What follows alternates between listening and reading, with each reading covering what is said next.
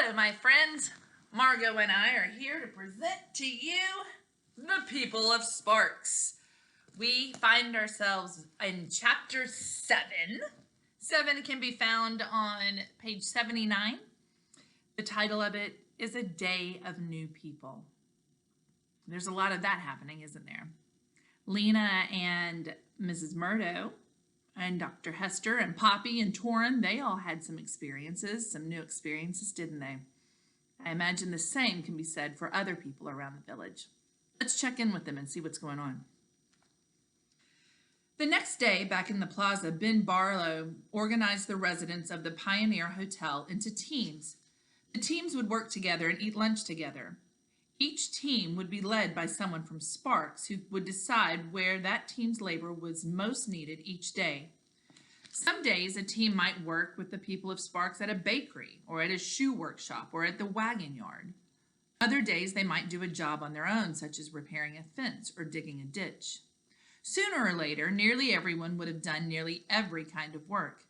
This was the best way for them to learn, Ben said. Dune's team included his father, 2 teachers from the Ember School, Miss Thorne and Mrs. Polster, Clary Lane, the greenhouse manager, and Edward Pocket, the librarian, who would join them for lunch but not work with him because he was too old. Dune found Lena in the crowd, the first time he'd seen her since they arrived. He told her about the Pioneer Hotel. She told him about the doctor's house in which she'd learned from Torrin about the disaster. Lena and Mrs. Murdo were told that they'd be a team of 2 with the job of helping Dr. Hester since they were staying at her house. They were sent home, and all the other work teams went off to their first project, digging the hotel toilets.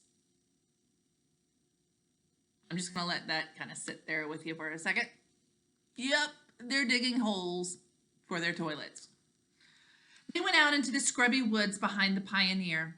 The work leaders had brought picks and shovels from town. They gave each person a tool. "You'll dig 50 holes," one of the leaders said, "each one 6 feet deep.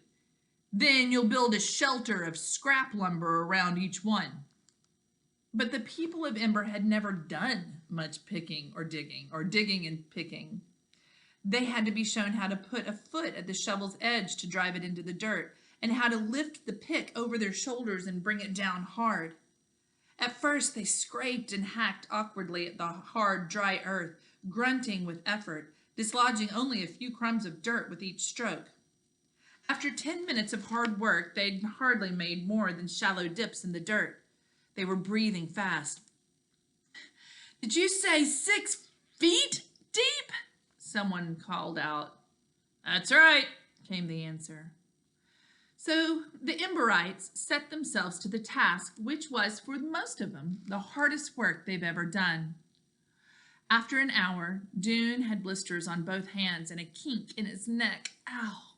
Some of the others had given up entirely and flopped down onto the ground, dripping with sweat and aching in every muscle.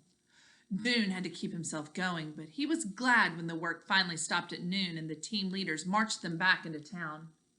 He heard people murmuring to each other as they walked. "You think they'll make us work like that every day? It'll make us strong, I guess. Yeah, or kill us." Each team was assigned to a different household for lunch. Dune's team went with the Parton family. Through the streets of the village, they followed a stout, cheerful woman named Martha Parton, whose wide rear end wagged from side to side as she walked. "Here we are," she said after a few minutes. She opened an unpainted wooden door and ushered her 6 guests inside. "Welcome to our home," she said. Dune looked around the low-ceilinged room. At one end was a long wooden table. At the other, a couple of benches stood before a niche in the smoke-stained wall. Sitting on the benches were 2 people who got up and came forward as Martha introduced him. "My husband, Ordney," Martha said. He was tall and narrow, with a mustache like a brown toothbrush under his nose. "And my son, Kensington." Kensington was a little younger than Dune, a skinny boy with yellow hair, big ears, and a freckled nose. He kept his eyes on the floor except for a couple of quick, curious glances. "Hi," he said to the floor in a soft, shy voice. "And these," Martha Parton said to her family, sweeping her arm in the direction of her guest, "are the people from the underground." She raised her eyebrows at them. "You're lucky to have found your way here," she said. "The only other settlements we know of are little miserable ones hundreds of miles away. Everything is just hard, rocky dirt and ruins and grass." "And you've not only come to the right place," added Ordney, "you've come at the right time. It's taken years of hard work, but Sparks is finally doing well." "Now," said Martha, clapping her hands, "time to eat." They sat down at the big table and Martha brought out dishes of food. "I suppose you've never tasted anything like this," she said, handing around a bowl of fresh peas. "Just picked this morning. And this is pumpkin bread, made from what I canned from last year's crop. Good, isn't it?" "Did you have pumpkin bread where you came from?" "No, indeed," said Dune's father. "We did have peas, though," said Clary, "grown in our greenhouses."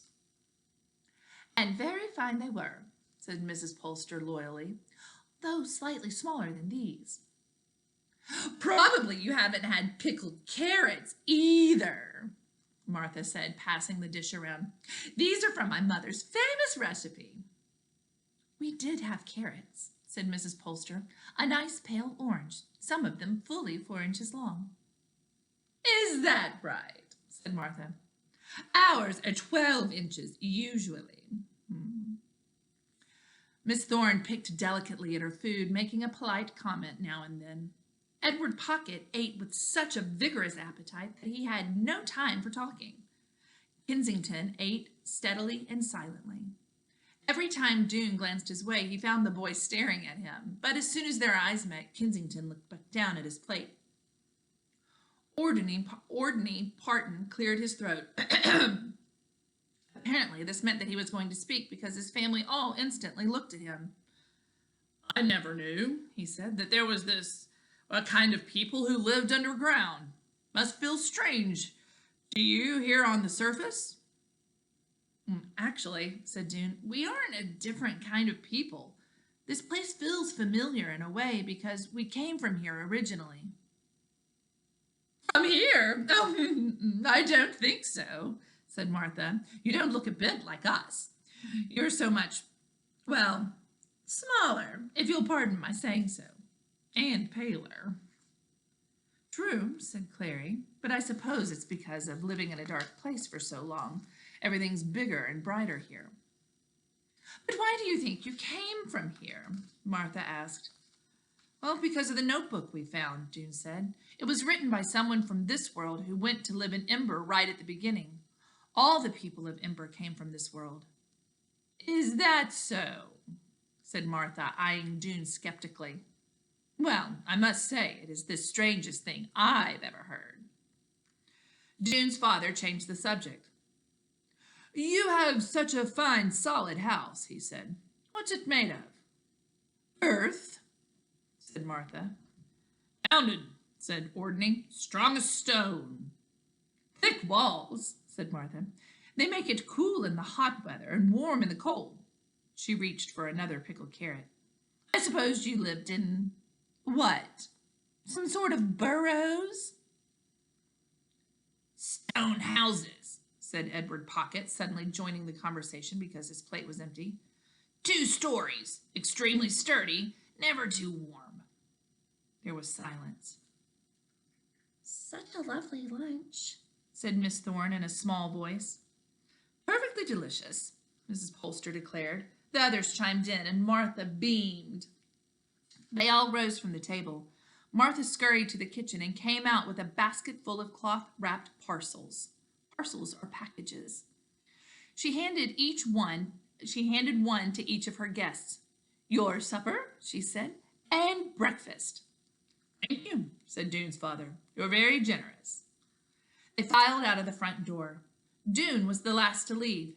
Just as he stepped outside, he felt a light tap on his shoulder, and he turned to see Kensington standing behind him, his eyes wide. "Aren't you the one who found the way out?" he whispered. Dune nodded. Thought so, the boy said. He made a curious gesture. He stuck out his hands with his fingers curled and the thumb straight up. Dune didn't understand it, but he thought it must mean something good because a shy smile went with it. Call me Kenny, the boy said, and he darted back through the door. Dune followed his father and the others down the street. He's heard of me, he thought. He felt a pleasant sort of glow. Of course, Kenny was just a little boy. It was natural for a young boy to admire an older one. All afternoon, they worked on the toilet holes. That's a weird sentence. All afternoon, they worked on the toilet holes. Dune was ready to drop by the end of the day. Dune was ready to drop by the end of the day, meaning he was extremely tired. When the work leaders let him go, he walked down the long slope of ground in front of the Pioneer Hotel to the river. Large stones bordered the water at this point. He found one that was flat on top, and he sank onto it, tired to his bones. The sun was setting. The western sky glowed pink. The trees on the other side of the river cast long, thin shadows across the ground. He sat for 10 minutes or so, just gazing, his thoughts swirling slowly. It was going to take the people of Ember, all 400 of them, several days just to build their outhouses. They already were exhausted. How long before they got used to doing this kind of work? Dune couldn't imagine feeling so tired day after day. He had blisters on his hands, his wrists and shoulders ached, and the back of his neck felt hot and sore as if it had been burned. And he was young and strong and young. What about the older people and the younger children? Well, of course, they'd all have to work if they expected to be fed, but his thoughts were interrupted by footsteps crunching behind him. He turned. There was Tick Hassler, walking toward him across the field. Dune's pulse quickened a little. Tick moved through the grass with a long stride, and when he came to the rocks alongside the river, he stepped from one to the next easily, never slipping or losing his balance. He raised a hand in greeting, and Dune waved back. Thinking deep thoughts? Tick said, coming up from beside Dune and smiling down at him. Not really, said Dune. Just watching things. Ah, said Tick. He put his hands on his hips and gazed out across the river. The setting sun shone on his face, making it glow, and draped his long shadow over the rocks. Dune wished he would sit down and talk. After a while, Tick said, I'll tell you something. Dune looked up quickly. Tick's eyes were a blue so light that it was almost startling. This is a very fine place you brought us to, Tick said. Yes, Dune said, pleased at being given the credit. You deserve a lot of respect, Tick said. You may just be a kid, but you took action when things got desperate. You were brave. Ordinarily, Dune didn't pay much attention to what other people thought about him. But there was something about Tick that made it pleasing to have him have his good opinion. Somehow, he didn't even feel insulted at being called just a kid. Thank you, he said. He thought surely Tick would sit down on the rock next to him now, and they would talk, but instead he stepped onto another rock closer to the water so that he had his back to Dune. They both gazed for a while at the reddening sky. Then Tick turned around and said, Really, a wonderful place. Just look at all this. He swept his arm in a wide arc, taking in the groves of trees, the fields, the river, and the glowing red ball of the sun. Yes, said Dune, it is wonderful. We just need to get ourselves a little more comfortable, Tick said. I have ideas already. We could fix this old building first of all. Get people organized and working together. Get new glass for the windows maybe. Pipe some water in from the river. What do you think? Sure, said Dune. Chet Noam wants to work with me, Tick said. Lizzie Biscoe too, and Allie Bright. How about you? Sure, said Dune again, a little disappointed that Tick had talked to all of those other people before him. You'll be great on the pipe project, Tick said, because of your experience. Dune nodded. Actually, there were a lot of things he'd rather do than work with pipes again, as he had in the Ember Pipe Works. But it might actually be fun to work on to work on a plumbing project with Tick. Energy blazed from Tick's keen blue eyes. "There's so much we can do," said Tick, and Dune waited to hear the end of his sentence, to hear what else he thought they could do, but Tick didn't say any more. He just bent down, plucked a stone from between the bigger rocks, turned back to face the river again, and threw the stone with all his might. It sailed high up, a black dot against the scarlet sky, and came down with a splash in the shallow water on the far side of the river.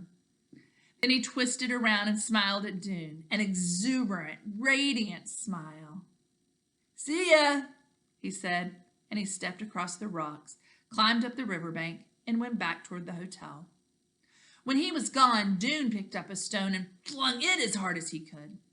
It plunked down in the middle of the river. Not a bad throw, but not as good as Tick's.